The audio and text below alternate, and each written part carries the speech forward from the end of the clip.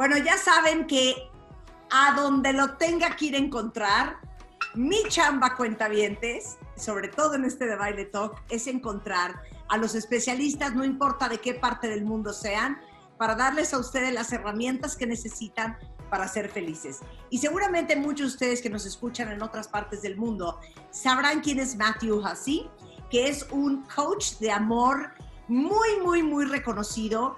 ¿Cómo les explico que tiene más de 2 millones de suscriptores en YouTube? Es autor de un libro que en cuanto les diga el título van a amar y con él vamos a tener esta conversación.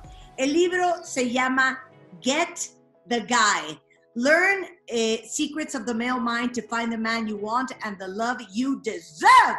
O sea, en español significa consigue a ese chico. Aprende los secretos de cómo funciona la mente del hombre para que encuentres el hombre que quieres y el amor que te mereces. Matthew, I'm so happy you're on Debayle Talks. Firstly, I'm so happy to be here. Secondly, I only want to be introduced in Spanish from now on in my career. Doesn't that sound wonderful? So great. And I really want my community to like cut together your intro with an intro from like a journalist in England. Exactly. And we'll just see the radical difference in energy between the English and the Mexicans. That's amazing. I'm thinking about, everybody who's single out there, who either A, is bored to tears and still try to find love, although they're at home. And option B is a lot of people that sort of got a relationship going, at least online, and had the idea of meeting at some point, but then they got quarantined and they need to give that follow-up because that might be the love of their lives. Right. Yeah. So No. What do we do in both scenarios? Well, for the people that are single right now, firstly, the one thing I want people to be aware of is comparison. Because there's a lot of comparison right now with your friends who are in relationships going, oh my God, they're in heaven right now. They've got all this time together. I'm stuck here at home on my own in solitude. So we overestimate how happy everyone else is. Yeah. And there's also the people that, you see, oh, my friend just moved back in with her ex. She's, like everyone's got someone but me. There's that kind of mentality going on. And just don't overestimate how happy everyone else is, because they may not be as happy as you think they are, stuck in the house with someone 24/7. And secondly, those relationships that are forming right now, many of them are not going to last. Okay, hold on. Stop right there because I have something to say.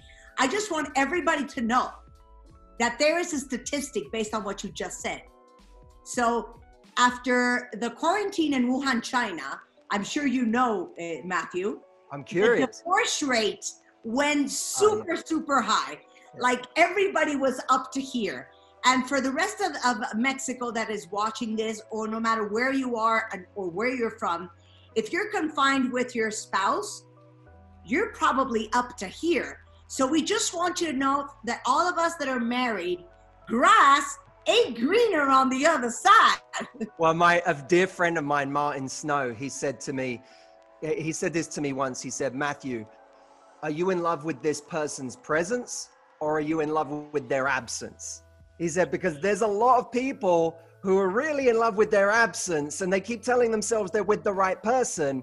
But now a lot of people in this quarantine are going to realize that they're not in love with someone's presence. They were in love with the thought of someone, but not the reality of them. And so a lot of bad relationships are going to be revealed during this time, which isn't a bad thing.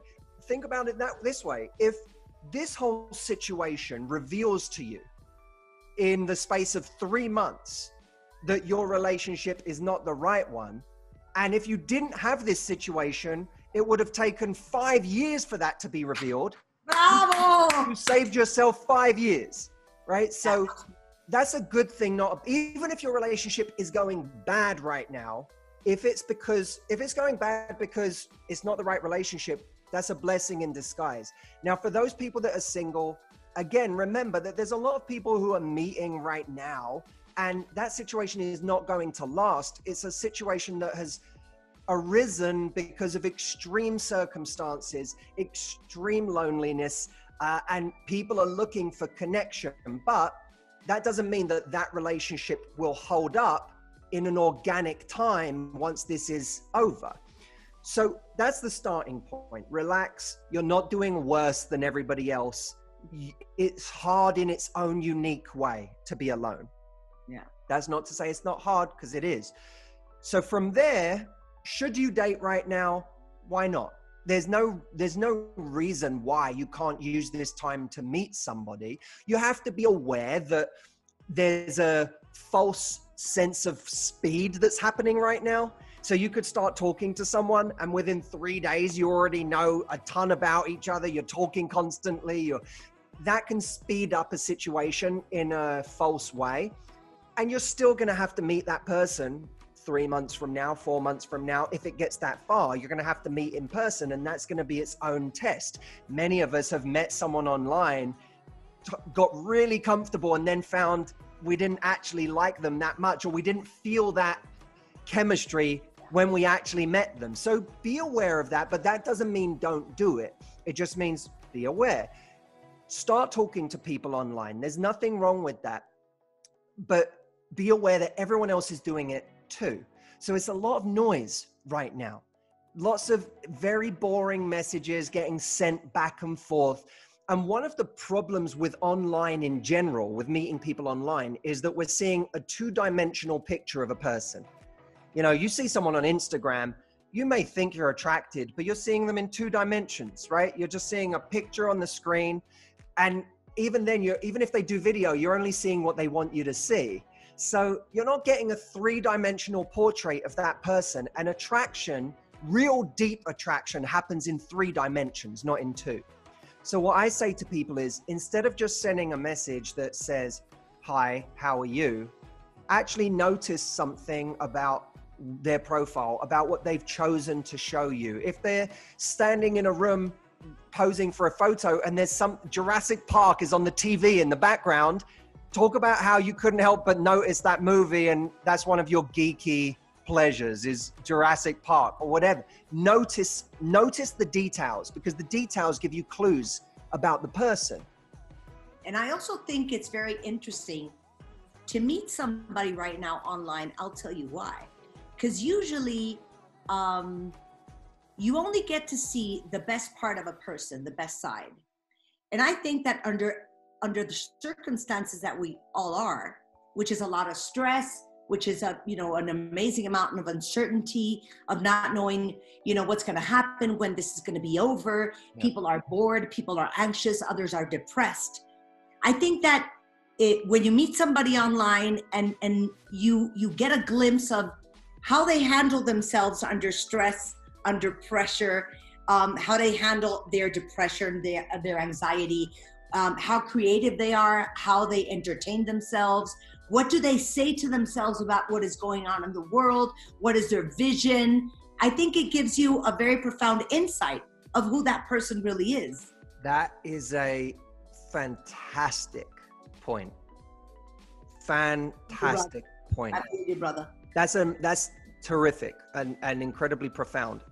Everyone should hear that. I hope they do, because it is I always say, you don't know what you have by going on a fancy, beautiful date. You know what you have when you go through problems together. And this is a problem. Now, what I think is interesting about this time is it doesn't just give us an opportunity to show our strength. It gives us an opportunity to show our vulnerability. And the vulnerability is part of what makes us, it gives us that complexity that makes us human and relatable, and it gives someone something to connect with. And online, there's not a whole lot of vulnerability. There's a lot of people putting forward their best selves all the time. So I think there's something interesting to pick up on what you just said. There's the extreme end of handling it horribly, which is not going to be attractive. Yeah. Then there's the other side of the spectrum, which is this Instagram facade that doesn't show someone who you really are. In between is this sweet spot that, the food industry has a term called the bliss point, which describes the optimal level of salty and sweet that they can create that makes you addicted to a food. So when you have a certain kind of food that's salty and sweet and you can't stop eating it. Peanut butter, my friend. By the way, there's some Mexican candies like that I had when I was in Mexico that are exactly like that. You know, when you get like the chili lime thing? Yeah, of course. It's exactly like that. And you can't stop. That sensation, they call it the bliss point because you don't get satiated. I think you can achieve the bliss point in communication where you show the optimal level of two things. So for example, the optimal level of strength, like I have a vision, I have a plan, I'm seeing the good side in what's going on. I'm able to still pull myself up and do the things that I need to do in my day. But the vulnerable side of, but for example, for me right now, I know the truth of my situation is that I am feeling really strong when it comes to my work, my business. I'm excited about what I'm doing. I feel passionate about how much I can serve and help people right now. But I have anxiety. I'm worried about my mom. I'm worried about, my family back in the UK. I'm sad. I miss them. Normally I'm a flight away anytime. I can just jump on a plane and go be with them. And my family are my best friends in the world. There's no one I'm closer to. And I miss them terribly. And there is something that's costing me sleep at night right now. And it's being far away from them. Now, that's all true about how I feel right now. So this is interesting. If you met someone online and they said, how are you? How are you dealing with all of this? Yeah. That answer actually gives someone a complex, nuanced picture of who I am that allows them to connect to the very human part of what I'm struggling with, but also see that vulnerability isn't weakness. I'm still strong in these ways. And that's the bliss point of showing yourself when you first meet someone. One of the big mistakes people make that's quite subtle is that they come across as either bitter or resentful or disillusioned. Like there's a kind of negativity. Okay, give me the line. Around them. It could be anything. It could be just talking about it could be just saying something nasty about dating sites or someone you met or something you see, or even sometimes it comes across in people's profiles where someone says like, no short men, or it says no one who's fresh out of a breakup. Or now you may mean those things, but saying them doesn't help you. Because if you say to someone in your profile, even if you just said, please don't contact me if you're fresh out of a breakup, which some people say, right? Or they'll say, no hookups. You may mean it, but the problem is when you say it, you're telegraphing your scars. You want to show a sweetness and a warmth up front. Like imagine someone you'd want to talk to in a room. The person you want to talk to in the room is not the person who's going to judge you. Yeah, and you know what? I think that there's a fine line between being assertive and being vocal about what you want, and then, pushing it towards what you're saying. I mean, you don't have to say on your profile, you don't have to say in the first conversations, everything that's a deal breaker, everything that's non-negotiable, everything that you don't want in a man or a woman. Wait, relax. If you have your list so clear, I think that would be exactly, you would come across as a very bitter, negative, and a person with a bunch of bad experiences. Well, imagine, okay, so you and I, we both do a lot of work on social media and with, audiences, and there's new people finding out about you and I every day, right? Look, tons of people already know who you are, but there's still someone who's finding out about you today. Yeah. Imagine the first thing you say to the person who finds out about you on a video. The first thing you say in the video is, I just want to start this video by saying no trolls. If you're the kind of person that comes to an account and just starts leaving trolling comments, this video is not for you. Now, everybody else, I want to talk to you about something today. It may be true that you don't want to have a bunch of trolls on your page, but by saying it, all you're doing is starting with a negative energy. It's not going to stop the trolls anyway. Just because you write no hookups in your profile, it doesn't mean a guy's not going to message you if he wants to hook up. Even if he just now realizes, oh, I got to play a more clever game with this person. Yeah. And it also says what you're telegraphing is, I've had really bad experiences with trolls already. Yeah. And I'm fearful of them. And I'm now wearing my baggage for the world to see. Exactly. So it's really dangerous. And people need to realize, like, you're making a sale. Like, dating is selling. You're buying and selling at the same time, right? You're buying somebody else as a partner, but you're selling yourself. And people need to understand a little more about the psychology of that process. If you invite someone into your store and you actually want them to buy something, you need to start by showing how great the thing is, not by giving a list of demands from that person. Understood. Is that the number one thing you would say? That might be the number one. It might be the number one thing. I think people get very entitled, and they, instead of actually showing how great they are, they just want to talk about how great the person they want is.